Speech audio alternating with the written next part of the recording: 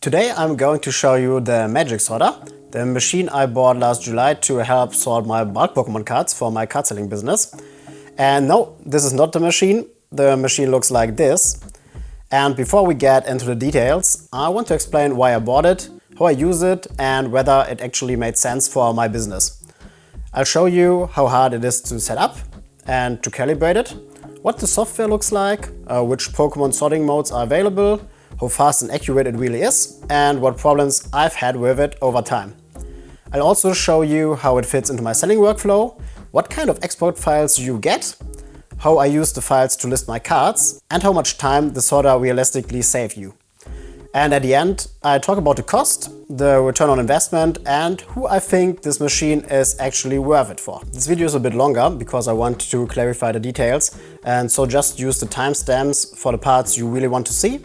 And yeah, why I bought the MagicSorter in the first place. My reason to buy the MagicSorter was that I had a massive amount of bulk cards, of Pokemon cards lying around here in my room, and I wanted to list them on my shops.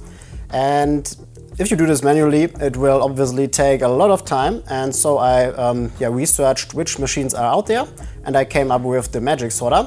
And this is also, as you'll see later on, like a more low-end machine, but you do not need to pay so much for it. And also this was a reason for me to buy it, and I saw that it will work, and also it worked for me. So I got all my cards listed with it, over 50,000 cards. And yeah, so it fixed my problem, which I had to get my cards into my digital system and my inventory and sell them on my platforms. And right now I'm also still selling cards every day from my bulk inventory, which the MagicSorter helped me to list. So for me, it actually paid off and was worth it. So this just to the beginning, why I bought it and what I used it for. Now let's take a look at the MagicSorter. And the first thing is that you will receive your package from the seller, which is located in Italy.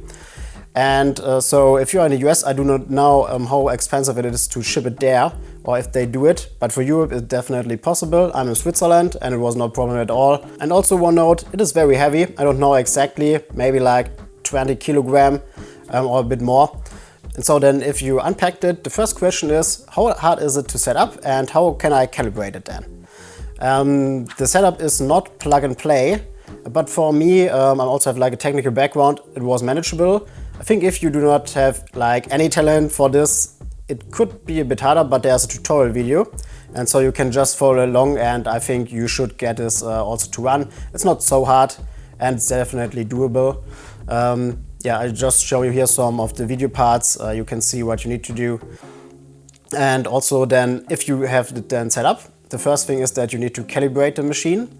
And this is very important because if you do not do it properly, then like the grabbing arm, which takes the card, will not directly go into the slots, and then you have a problem because it will not put the card properly out and also in.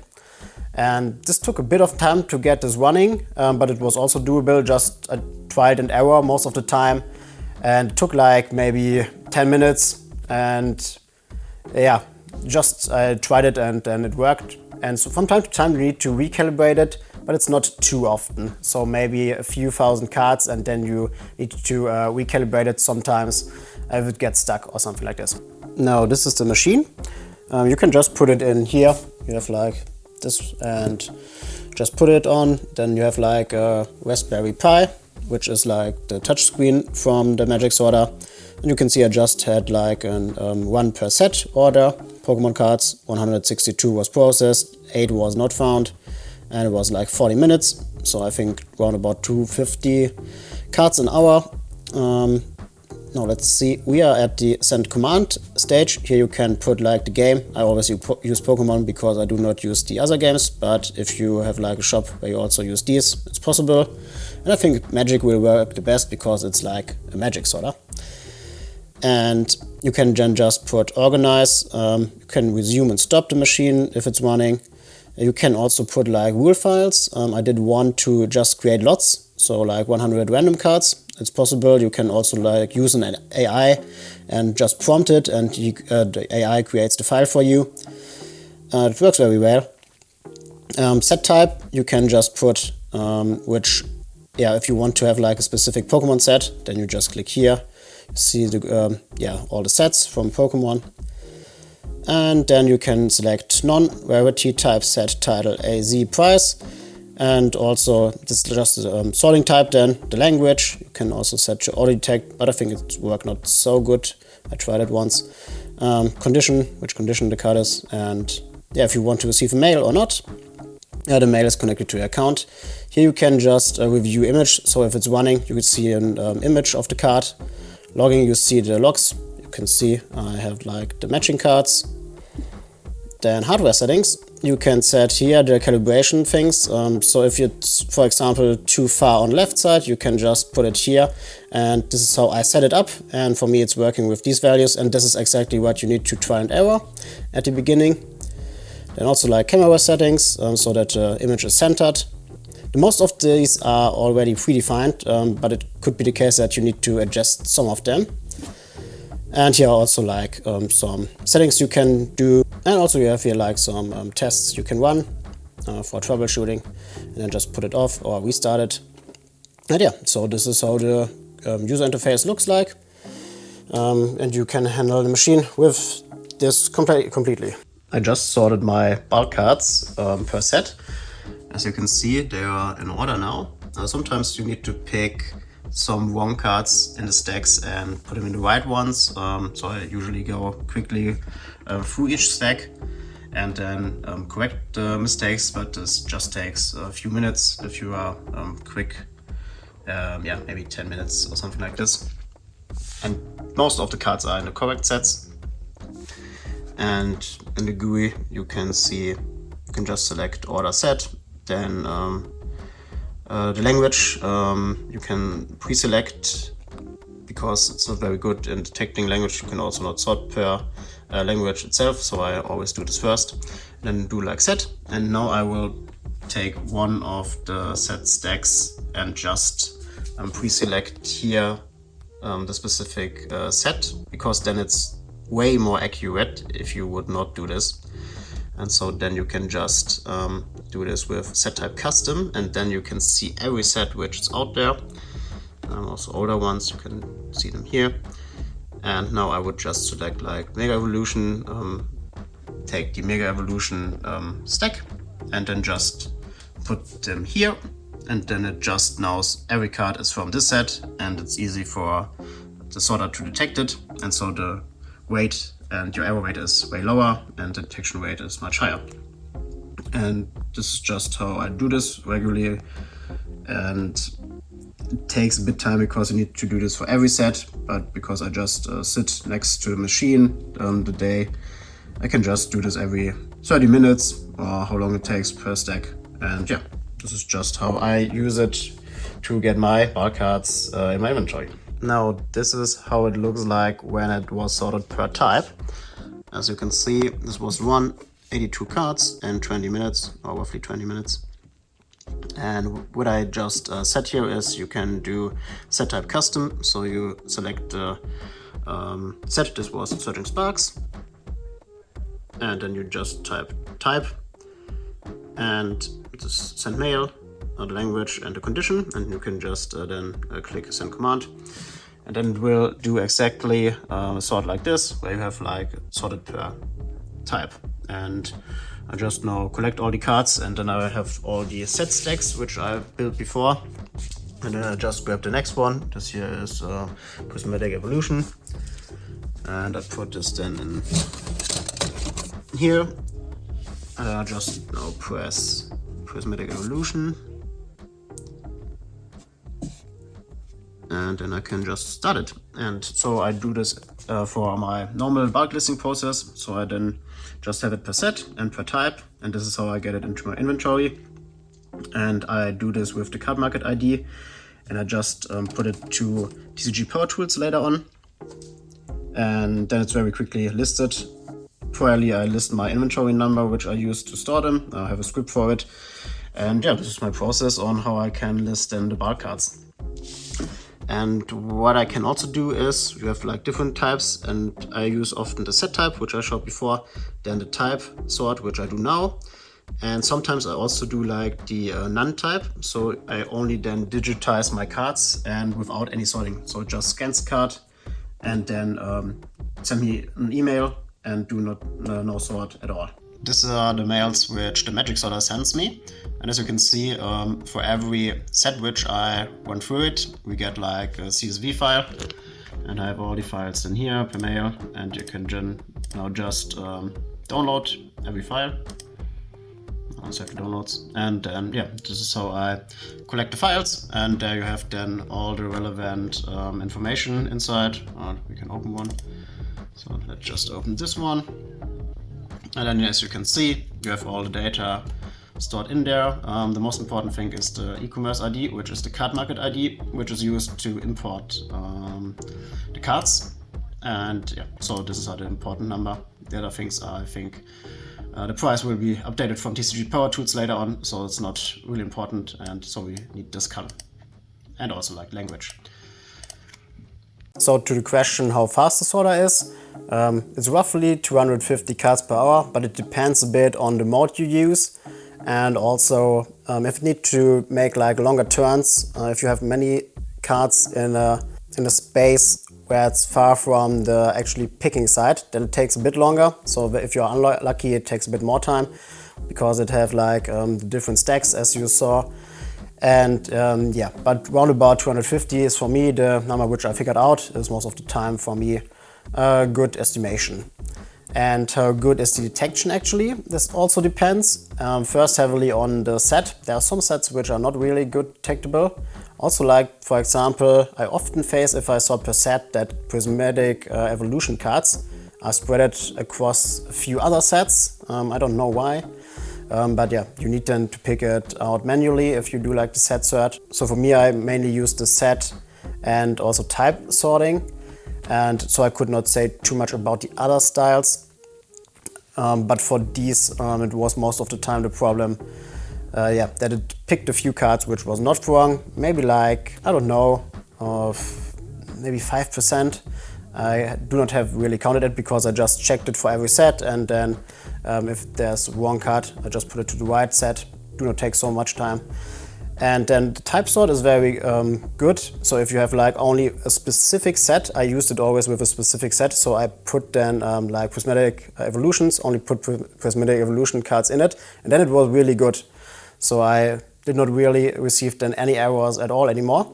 But if you would not set priorly the set, then it could be the case that it's not so accurate, because that have then like 20,000 cards possibility, and then maybe pick the wrong cards. If you have like only prismatic evolutions, there are only like a few hundred cards, then it's more likely that it will have the correct card. And sometimes it detects not all cards, then it just put them aside, but there's also usually a lower percentage rate.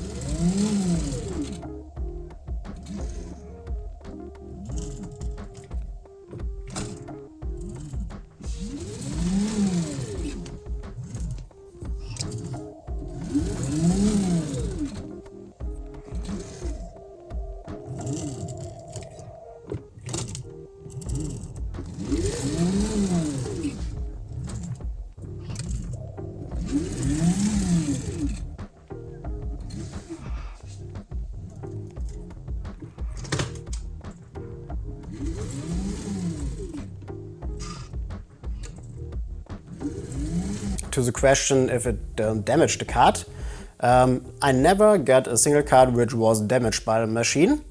But where you need to be careful is if you use like sleeved cards, because this will not work. I just show you here a video.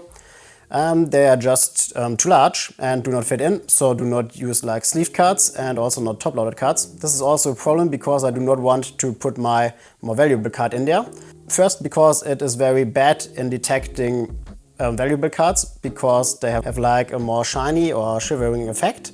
And the problem is that the light which the machine uses often then have like a shiny effect, and then it did not recognize the card very well. So I only used it for bulk cards, and there it was very working well. But for my valuable cards, or like the cards which have like a shiny effect, you have like a problem most of the time. At least was for me the case. And so I also have like another process for this. If you want to see my process on how I list these cards, you can just check out this video. There I explain how I do it with my cards, and only the bulk cards go into the MagicSorter. Do the MagicSorter have mechanical problems? And yeah, it have some problems, and most of the time I face like two main problems. One is like the arm on the top, which is moving and have the gripper on it. So it just moves forward and back the whole time. And sometimes at the start or at the end, most of the time, it will get stuck at the end or at the front of the machine. And if you face this, I just need to put it with my hand a bit, and then it will recognize it and move back to the starting position.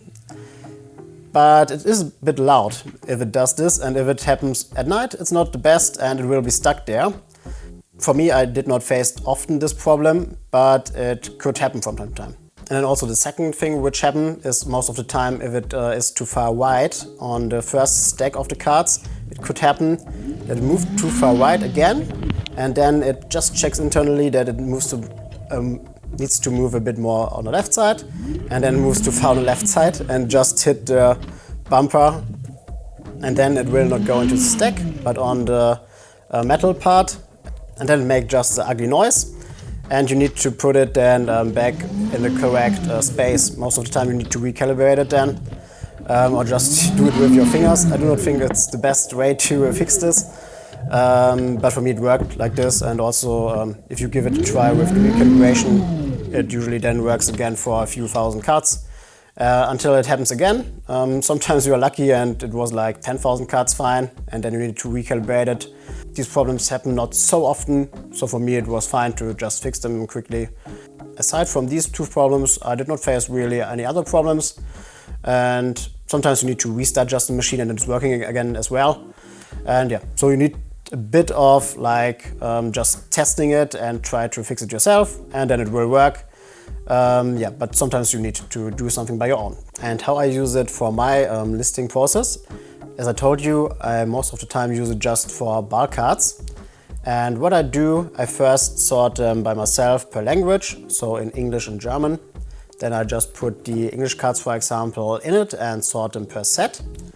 Then I fix manually afterwards the cards which are wrong, put them in the right stack. This takes a bit of time. Then I have like the whole sets and put then each set into it and sort it per type. Then I send me this per email. I show you here how it looks in the CSV file. And the cool thing is that you get the card market ID, and the card market ID is very important because I list my cards over TCG Power Tools, which is the only way for card market sellers to get their cards properly into it, because they have the only API access, so you can only import files over TCG Power Tools to card market.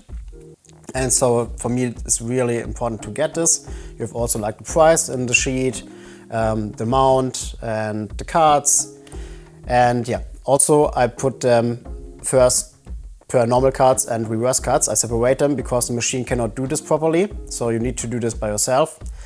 So language and reverse and not reverse cards I do by myself manually, but sorting per set and then getting the whole thing digitized and card market ID matched. Let's do the machine and also like type sort. And then I have the cards sorted per set and also per number, because it's correlated to the type. Only 151 is different. And then I have my cards and put them in this way to my inventory. I have also like an in-depth video. If you want to see it, you can just check it out here, where I explained it in more detail and also with video footage. And if you're also a Pokemon card seller and you are not already want to spend your whole money on buying a MagicSorter to get your card into your inventory, you can also check out my website, because I have like an own listing process, especially for more valuable cards, because the MagicSorter doesn't work for it. And I always use this process to list my cards on my platforms. You can list it there on eBay, on Shopify and also on TCG Power Tools. You can just check it out completely free. And you can list the cards faster with it, because it saved me a lot of time as well. And now the final question: how expensive was it, and how much time does it save me really. So regarding the costs, I told in the beginning it's more on the low value sorting machines. There are, I think some of them cost over $30,000 or something like this. And they're also like very good machines, very good quality machines. For example, I think the MagicSorter, which is from TCG Player directly. And I think this one's cost more of like 10,000, 20,000 or something like this. I do not know the exact value because I did not requested it. But I heard it from other YouTubers and also I read about it. And they are very expensive. And so this machine is definitely not such expensive like these. I bought it for around about 2,500 euro, then plus shipping. And then you maybe end up in dollar terms like over $3,000. I do not know if they changed the price because I bought it 1 year ago. Maybe because of the tariffs and also like shipping for US stuff, it might be a bit more expensive. But for European, I think it would be cost like 2,500 to 3,000 euro. And how much time does it save me? I think it saved me a lot of time because I wanted to build up a large bulk inventory.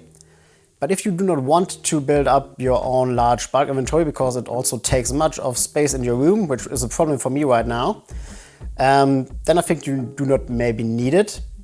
But I also profit from it because I have such a large inventory, because then you get sales that you would otherwise not get. And also you can increase your prices per card because if a buyer wants to buy like 10 cards and you have like 8 of them, they only need to pay like 1 time the shipping fee.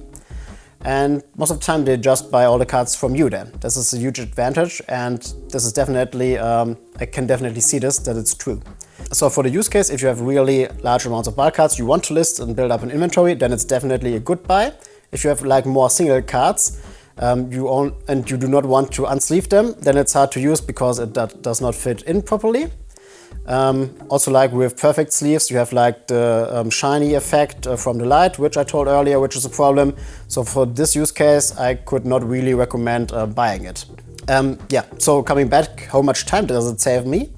And I think it is like multiple weeks maybe, because I otherwise need to sort the cards all manually per set, and then also like to get it in my inventory. I needed to have it like a system how I can use it then per number or also type, and then get it also to my in a digital form, and to find out the card market ID. Now it's maybe a bit more easy because of AI, but in the past it was not so easy. And also you need like to have like a file where you can have the card market ID, and it's also not so easy to get like these. And so I can definitely recommend using it if you want to list massive amounts of cards on card market. And this also was my use case, totally fine for it, and it saved me a lot of time. Now at the end, I want to announce that I want to sell my machine.